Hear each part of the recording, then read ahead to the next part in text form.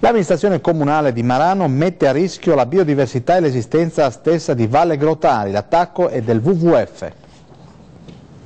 Un atto gravissimo contro la biodiversità. Il WWF torna nuovamente all'attacco dell'amministrazione comunale di Marano in merito a Valle Grotari, denunciando che ieri personale incaricato dal municipio ha aperto la chiavica che separa la valle dalla laguna, ovvero quelle porte a saracinesca che, una volta sollevate, hanno consentito l'ingresso dell'acqua salmastra dalla laguna, provocando l'innalzamento del livello dell'acqua di oltre 1 metro.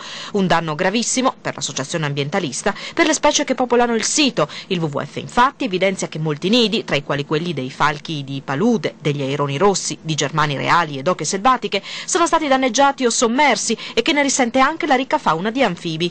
Qualcuno attacca l'associazione, su evidente disposizione programmata ha operato in maniera irresponsabile nel momento più delicato per la vita degli uccelli, ossia quello della riproduzione e della cova. Secondo il WWF, se la chiavica resterà aperta, a causa dell'alternarsi della marea, a poco gli uccelli abbandoneranno Valle Grotari e forse questo è l'intento premeditato, si legge in una nota dell'associazione, di chi vuole da tempo passare alla fase costruttiva di darsena ed insediamenti turistici.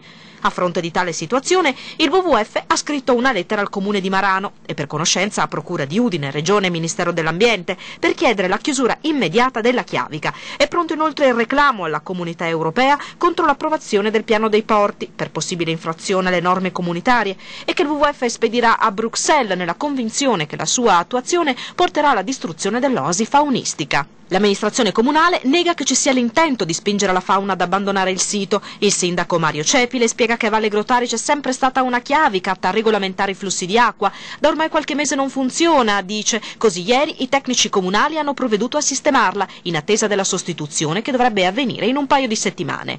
Cepile ricorda che lo scorso novembre, quando la piccola diga è rimasta sempre chiusa perché rotta, con le abbondanti piogge si sono allagate le strade circostanti la valle, con il rischio che l'acqua entrasse nelle case dei residenti.